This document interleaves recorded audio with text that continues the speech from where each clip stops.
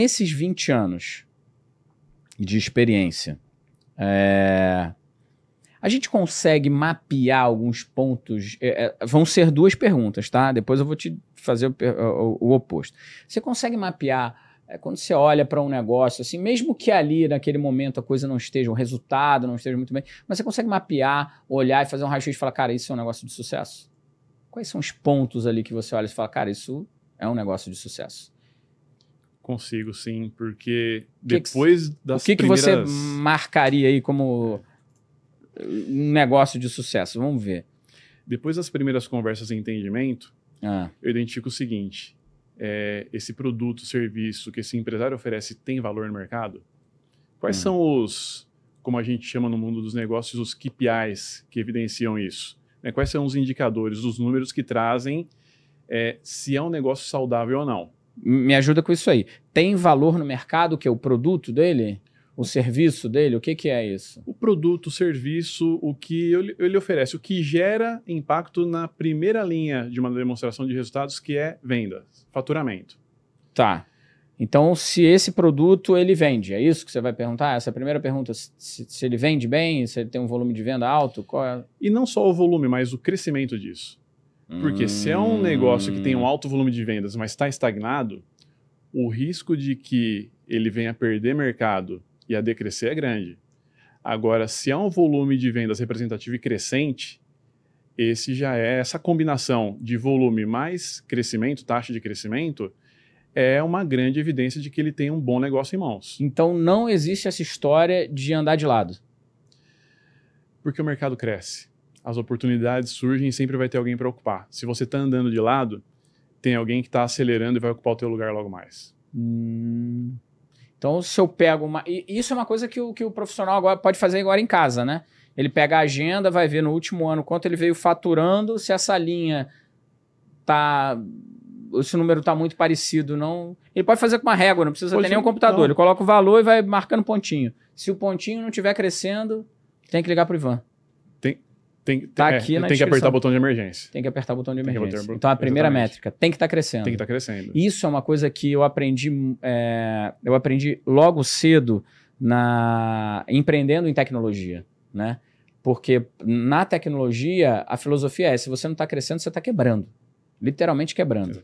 Não é que o negócio está médio. Ou você cresce ou você quebra. Exatamente. Ou você está quebrando ou você está... Enfim. Gostei. Primeira métrica que você tem que olhar é se o teu negócio está crescendo. Segunda métrica do sucesso aí que você olharia. A gente vai falar como segunda, mas eu diria que em termos de importância, talvez seja até... Mais importante que a primeira. Tá. Qual é o feedback do seu cliente? Qual é a experiência do seu cliente? Eu posso chamar isso de NPS? Pode chamar isso de NPS. NPS é uma sigla, né, que avalia qual é a percepção de qualidade do seu produto pelo seu cliente, né? Exatamente. Qual é a jornada que você oferece ao seu cliente para depois identificar se ele está satisfeito ou não com essa jornada? Porque, de repente, aquilo pode não gerar uma venda no primeiro momento, mas aquela pessoa está encantada pelo seu serviço, pelo seu produto, e se não comprar naquele momento, pode comprar depois, ou vai te recomendar. Então, eu posso ter um negócio que está vendendo com crescimento até acelerado, mas se o feedback que eu tenho dos clientes não é positivo, esse negócio vai prosperar só até certo ponto. É o que a gente chama de crescimento sustentável. O risco de que esse crescimento não seja sustentável, e muita empresa, inclusive, se estrutura dessa maneira. Eu vou entrar nesse mercado, eu vou vender tudo o que eu posso e perfeito, depois vou partir para outra coisa. Não é saudável, não é sustentável. Agora, a empresa predatório. É predatório. São aquelas empresas que fazem... Tem um caso, acho que a gente pode falar agora. Eu falo, qualquer coisa do processo vem para mim, não vai para você. A TechPix. É um bom exemplo. TechPix era uma câmera digital que os caras vieram para o Brasil, era uma câmera horrível. Acho que não dá para processar, vou falar disso não, porque era ruim mesmo, né? Posso falar, né? Então, enfim. TechPix é uma câmera horrível, com uma estratégia de venda daquela de canais estratégia de venda de combate, back câmera que faz isso, que é isso. A resolução era horrível. O cara trouxe lotes da China, vendeu, foi o case TechPix, desapareceu. Quem tem mais de 25, 30 anos viu o comercial da TechPix, isso invadiu o mercado logo que chegou a fotografia digital, foi um voo de galinha. Voou, vendeu, desapareceu. O que o cara deve ter de processo, de qualidade, de tudo, não tinha garantia, não tinha nada horrível, né? Então o NPS é muito importante. Eu vou te perguntar uma coisa. E tem gente que erra, Ivan, no básico. Sabe como é que erra? O cara me manda uma pesquisa de satisfação com 17 perguntas. Na metade eu já xingo ele. Eu até gostava, mas ele me manda uma pergunta. É falta de um gestor, não é falta de um cara para analisar o impacto daquilo ali. Eu fui responder uma pergunta de uma companhia aérea, cara, que eu até gosto, uma companhia aérea que está fazendo um trabalho brilhante no Brasil. Mas, cara, 17 perguntas, bicho. Porra, não vou responder essa merda, né? 17 perguntas é pergunta pra caramba. É uma falta de senso, né? De olhar pro... O óbvio precisa ser dito. É não se colocar no lugar do cliente. Você tem um departamento de qualidade do cliente, mas as coisas... O que me põe muito receio, Ivan, o que me colocou muito preocupado com os executivos, é que eu via esses absurdos, aí eu colocava todo mundo e falava, não, esses caras não sabem, não é o caso, tá? Não é o teu caso. Não é o caso do Ivan, gente. Porra, a gente tá aqui... A gente não vai brigar nesse podcast. Aqui é um empreendedor e um gestor que vivem em paz, assim, de mãos dadas. Mas, assim, me parece absurdo. Eu era cliente da Gol. Isso eu posso falar. Rapaz, eu liguei pra Gol. Cliente diamante. Para você ser cliente diamante, tem uma regra. Você precisa fazer pelo menos 30 ou 50 voos por ano. Se eu faço 30 ou 50 voos por ano, eu era cliente diamante da Gol há 10 anos. Então eu sei onde fica o localizador na minha passagem. Eu ligo, cliente diamante, para tentar mudar um voo. Se o senhor está procurando o localizador com a URA, né, que é essa central de atendimento automático, falou, se o senhor está procurando o número do código da passagem, eu desliguei, cancelei e fui para Azul. Desisti, cancelei, fui no LinkedIn, mas fiz um texto, sabe aquele texto?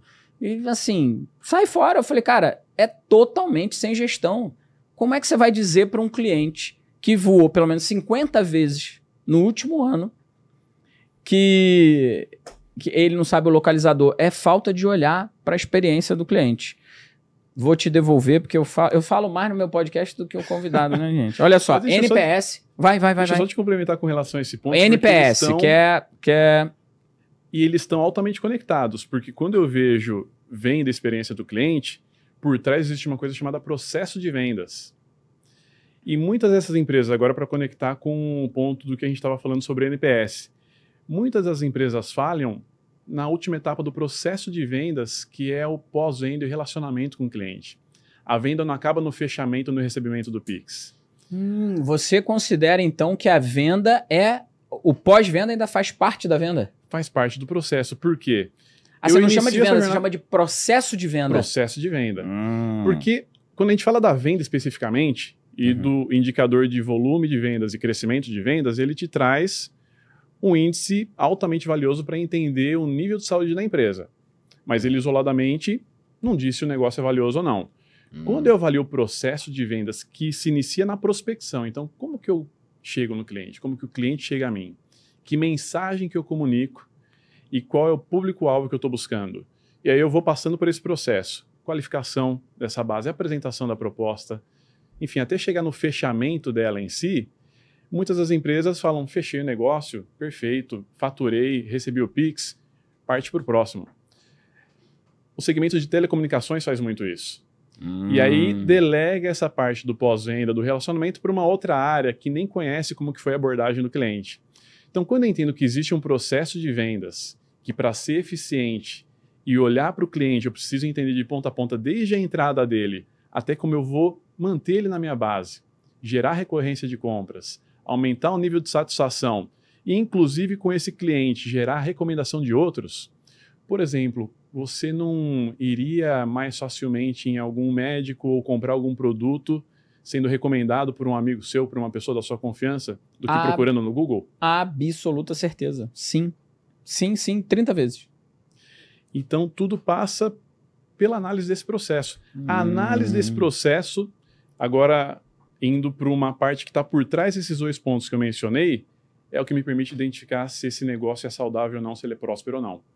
Porque se ao avaliar esse processo tem questões de valor que não são atendidas, eu preciso dizer para esse empresário que ele tem algo que não vai ser duradouro no tempo. O valor, me explica isso. O valor percebido pelo cliente em cada etapa.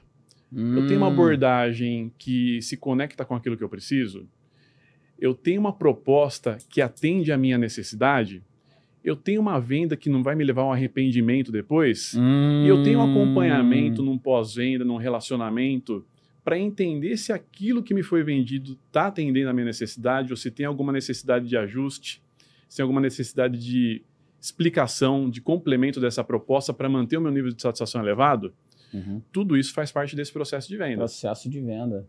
Olha que bonito. Eu não vou falar mais venda, então. Eu vou falar de processo de venda. Por quê? A gente pode chegar no raciocínio do seguinte.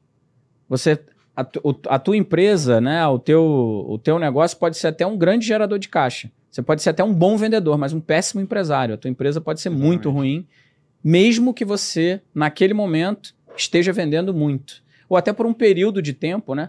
Eu sou mais radical um pouco, Ivan. Eu digo que a gente tem uma síndrome muito comum nos empresários, né, de algumas empresas já estabelecidas, que é a síndrome do menos pior, né? O cara não está brigando para ser o número 1 do segmento. Eu brigo, como empresário, eu brigo para ser o número 1 do segmento. Tanto que a minha primeira startup, o WebDiet, é a número 1 do segmento, e número 1 do segmento global, com muito orgulho. Brasil, óbvio, é uma referência em nutrição. Isso apoia o meu pitch de vendas, né? Quando eu faço um pitch de vendas que o WebDiet é o maior software de nutrição do mundo, eu estou apoiado que o Brasil é o país mais desenvolvido em nutrição do mundo. Orgulho para todos nós brasileiros. O segundo colocado é uma empresa europeia que tá anos-luz da gente. Está muito longe, mas longe com muito. Tá? É a distância daqui para a Europa andando. É assim que ele está à distância. Orgulho. É a empresa número 1. Essa nova empresa que eu estou investindo, que eu participo, que é a Banlec, é a empresa que está se posiciona como número 1 no segmento também. Isso é muito importante, é eficiência, excelência, não é ser menos pior que os outros. É você realmente colocar uma distância do segundo colocado absurda. Você tem que criar um abismo com o outro. Não tem essa de é fácil chegar perto da gente. Não é fácil, porque a gente está sempre se diferenciando, sempre pensando a empresa do cliente. Sempre pensando o cliente 360. E isso, eu não conhecia a NPS quando eu comecei o negócio, tá? Mas eu conhecia que eu queria para o cliente, eu queria atender o cliente como eu gostaria de ser atendido. E por ser um cliente extremamente exigente, eu sou exigente, Ivan, num nível inacreditável. Tem vezes que eu paro, reflito e falo, não, gente, é demais. Eu sou inacreditavelmente exigente. Isso me ajudou muito como empreendedor. Porque era isso que eu cobrava, é isso que eu cobro da minha equipe para poder fazer essa entrega. Então, resumindo, eu posso ser um bom vendedor e um péssimo empresário. Exatamente. É isso? E no que você acaba de falar, você trouxe a melhor explicação para o que eu chamo de valor. É querer ser o número 1. É entregar excelência. É entender qual é a dor do cliente e estar sempre disposto a solucionar. E muitas empresas erram em focar no produto e não na solução do cliente. Se apaixonam pelo produto e esquecem do cliente que de repente muda a necessidade. Aquele produto não vai atender mais. E isso é valor.